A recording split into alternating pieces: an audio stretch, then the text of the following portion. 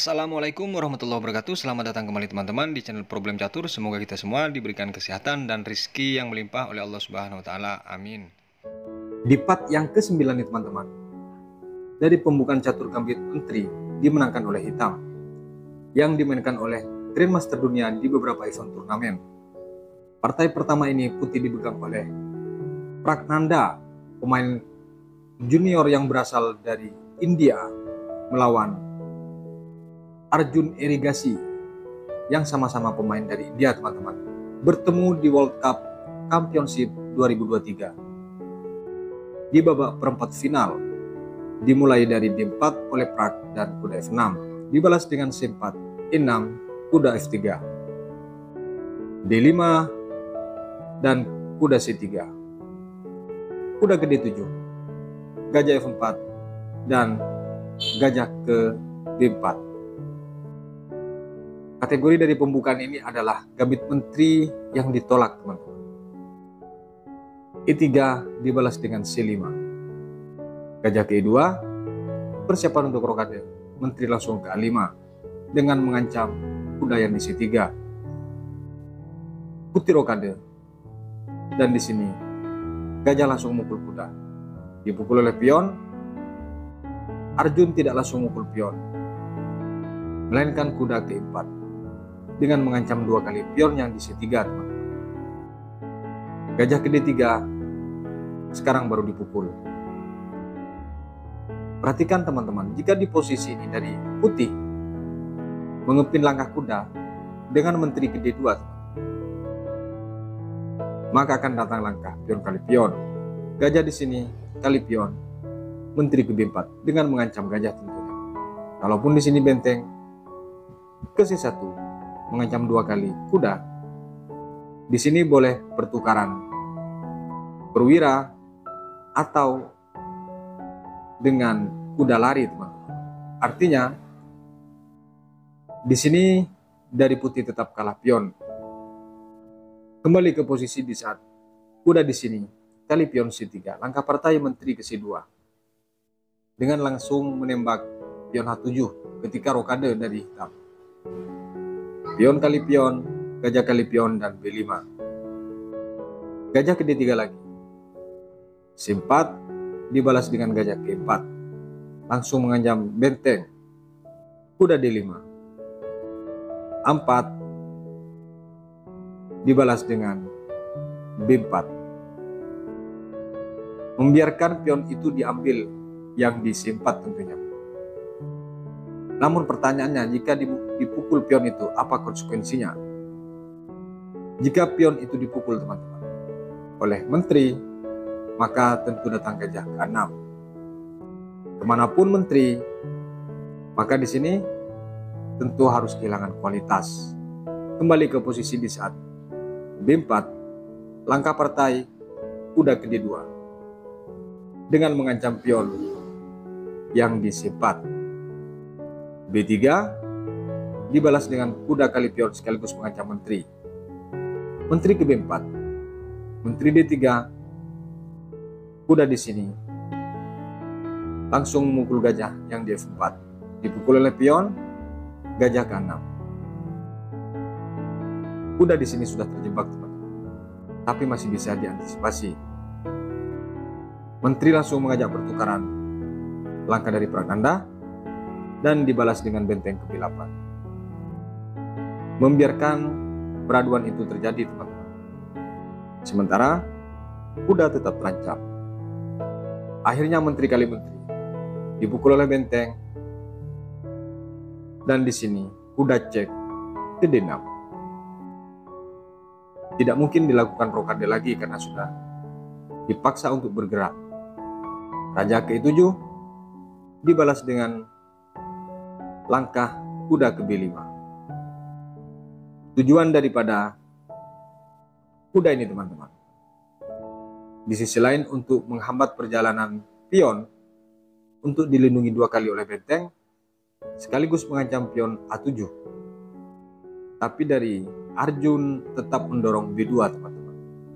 Benteng ke B1 dan dibalas dengan gajah kali kuda. Dipukul oleh pion, dipukul oleh benteng.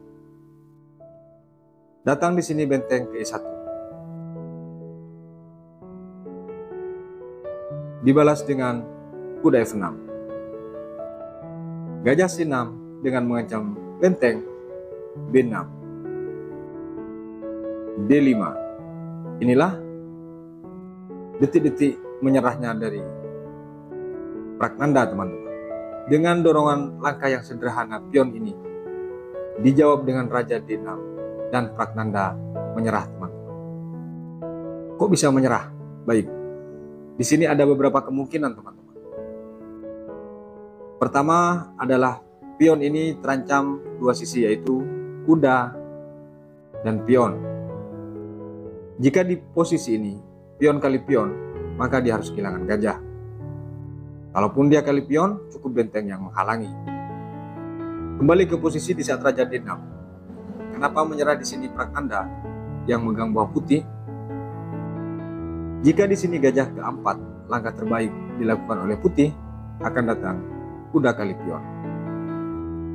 Gajah C2 dan gajah C3 dengan mengancam benteng agar bergeser. Masalahnya di sini benteng tidak ada tempat aman.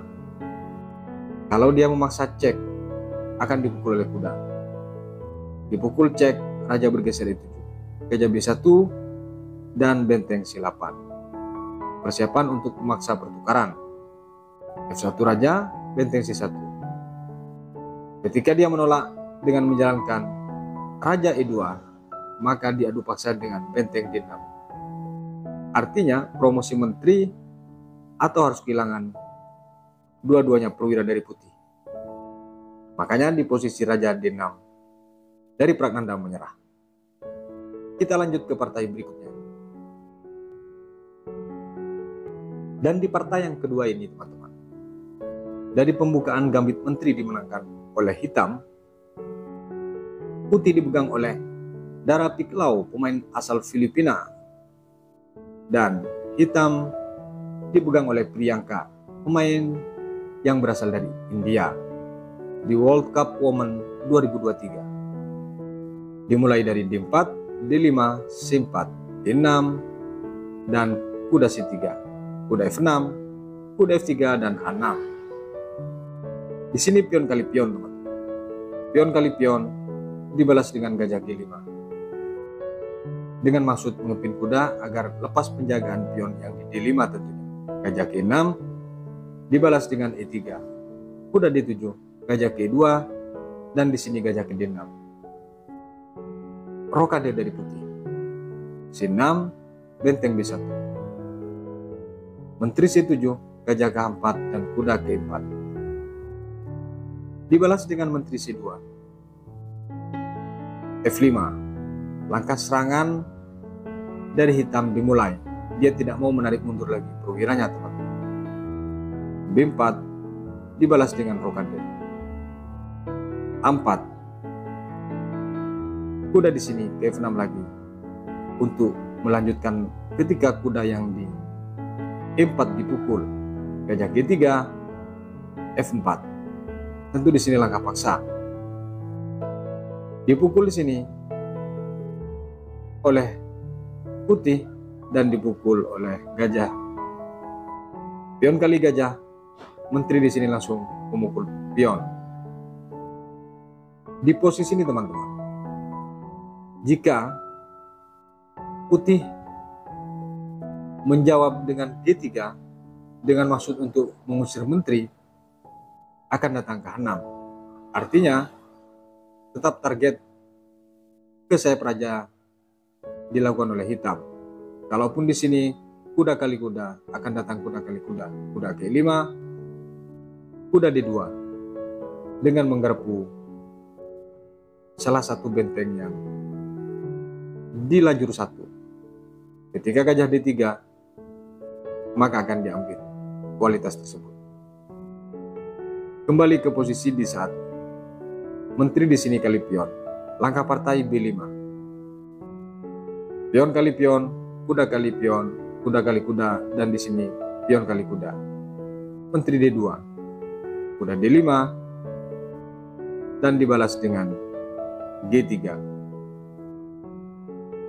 Kenapa tujuannya kuda ini tetap dibiarkan, teman-teman? Karena konsekuensinya kalau dipukul, maka harus berantakan posisi hitam. Makanya masih dibiarkan, teman-teman. Sekarang, menteri dibalas dengan kuda kali menteri, kuda C3 dengan mengancam gajah sekaligus benteng. Benteng bergeser melindungi gajah, gajah ke A3. Kualitas pertukaran tidak bisa dihindari. Pion kali pion, dan kuda ke B3. Satu langkah dari ini, dari putih menyerah, teman. Kemana langkahnya? Adalah B6. Langkah sederhana ini membuat putih menyerah. Pertama, karena jelas kalah kualitas. Yang kedua, pergerakan gajah tidak ada, teman. Jika dipaksa gajah ke D1, maka akan datang gajah kali benteng. Dipukul oleh benteng, dipukul. Benteng di sini langsung berniat untuk mempromosikan, maka akan datang benteng ke A3 dengan mengancam kuda. B1 baru dia ke A2, teman. Kalau dia langsung ke A2, tentu dengan leluasa pion ini akan terus dimajukan, teman-teman. F1 untuk melindungi, F3 mengancam kuda sekaligus tetap mengunci pion F2. Kalau dia C1, maka datang C2. Tidak ada yang bisa digerakkan kecuali raja bolak-balik. Ujung-ujungnya, teman-teman, misalnya dia tetap bolak-balik melangkahkan raja, maka promosi pion ini tidak bisa dihindari. Sementara perwira lain tidak ada yang bisa digerakkan. Makanya di posisi B6 dengan langkah sederhana dari putih langsung menyerah, teman-teman. Kita lanjut ke partai berikutnya. Dan di partai yang terakhir ini, teman-teman, dimainkan oleh Grandmaster yang cukup muda dua-duanya, teman-teman. Putih dipegang oleh Abdus Satorov, pemain catur yang sangat muda dan baru naik ke permukaan dan mendapatkan gelar Grandmaster melawan Ali Reza Firoza yang mengganggu hitam pada Juli 2023 kemarin. Dimulai dari D4, kuda F6, C4, E6, dan kuda F3, D5. Kuda C3 dibalas dengan gajah ke7. Gajah ke F4, rokade dari Firoza. E3, B6, pion kali pion. Kuda kali pion, kuda kali kuda, dan menteri langsung naik memukul kuda. A3, gajah ke D6. Setelah mengajak pertukaran, dibalas dengan gajah ke G3. Kuda D7. Dan di sini gajah ke D3. Persiapan untuk mengancam menteri itu. Kuda F6 dibalas dengan rokade. Gajah di sini kali gajah. Dipukul oleh pion H dan C5. Pion kali pion, menteri kali pion, benteng C1. Menteri ke7. C2, persiapan untuk menargetkan pion H7, benteng ke8. Dibalas dengan kuda ke5 dan gajah ke D7.